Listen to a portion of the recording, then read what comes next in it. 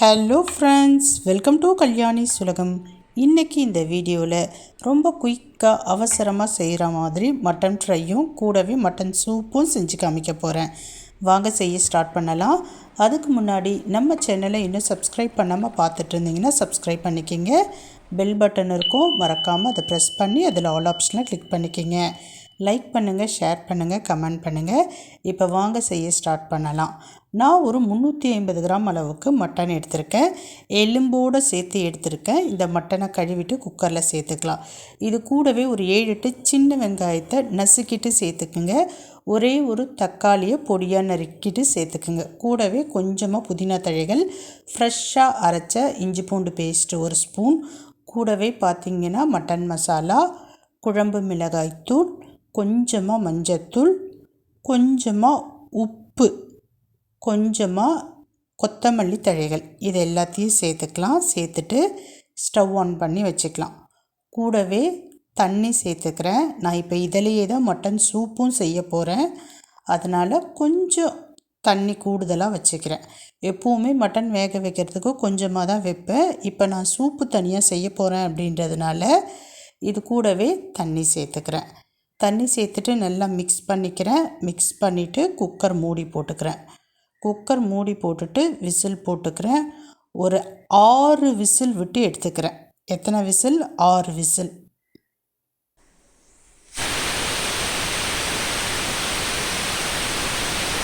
இப்போ 6 விசில் வந்தாச்சு. நான் கீழே இறக்கி வச்சுக்கிறேன்.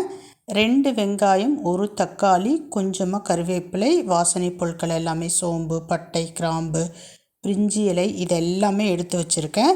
இப்போ ஸ்டவ் ஆன் பண்ணி கடாய் வச்சுக்கலாம். கடாயில் ஒரு 3 ஸ்பூன் அளவுக்கு எண்ணெய் சேர்த்துக்கிறேன். எண்ணெய் சூடான பிறகு கொஞ்சமாக கடுகு பொரிய விட்டுக்கிறேன்.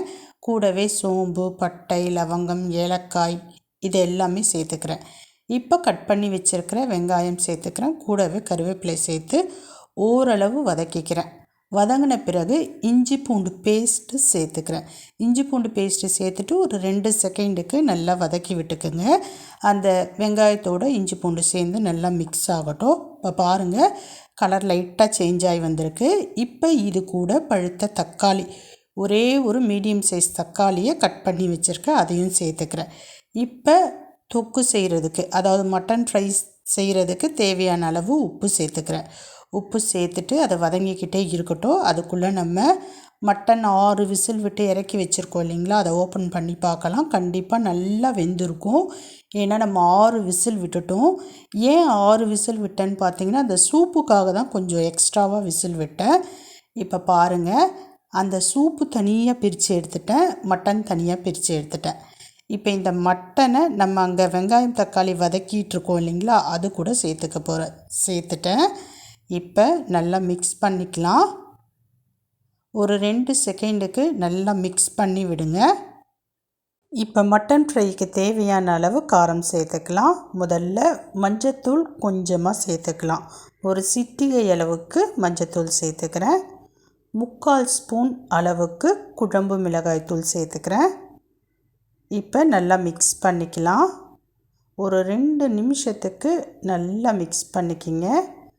இப்போ கொஞ்சமாக நம்ம மட்டன் வேக வச்சோம் இல்லைங்களா தண்ணி, அந்த தண்ணியை சேர்த்துக்கலாம். ஒரு 1/2 டம்ளர் அளவுக்கு சேர்த்துக்கங்க, கரெக்டாக இருக்கும்.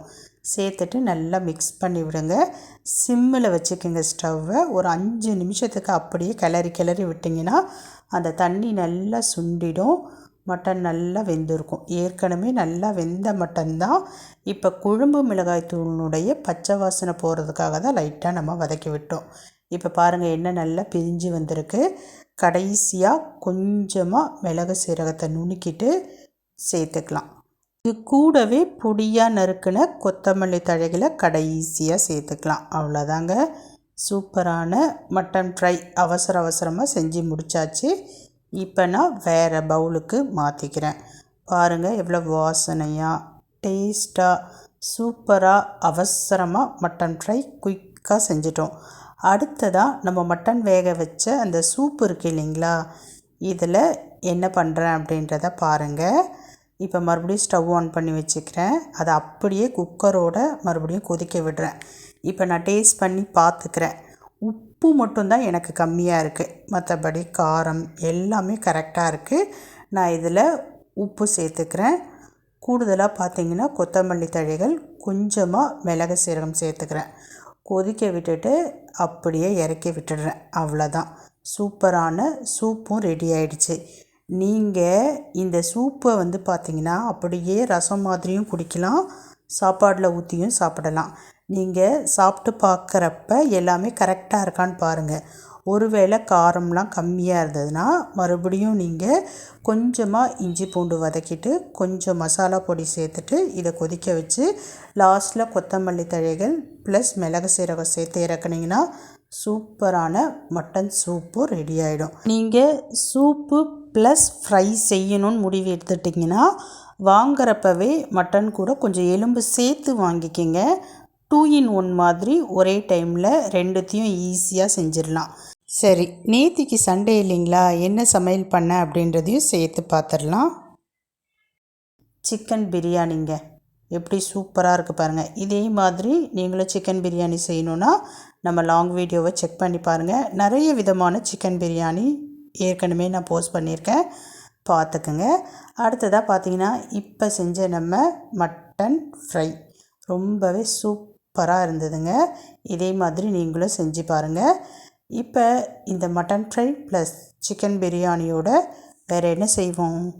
தயிர் பச்சடி, சூப்பரான தயிர் பச்சடி. அவ்வளோதான் நினச்சிக்காதீங்க. ஒயிட் ரைஸ் ப்ளஸ் ரசம். நேற்றுக்கு சண்டே ஸ்பெஷல் இவ்வளோதாங்க.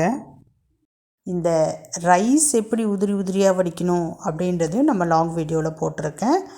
அதே மாதிரி ரசம் எப்படி ருசியாக வைக்கணும் அப்படின்றதையும் நம்ம வீடியோவில் நான் ஏற்கனவே அப்லோட் பண்ணியிருக்கேன். தேவைப்படுறவங்க போய் செக் பண்ணி பாருங்கள். அதே மாதிரி செஞ்சு பாருங்கள். செஞ்சு பார்த்துட்டு எப்படி இருக்குன்னு சொல்லிட்டு சொல்லுங்கள். பாய்.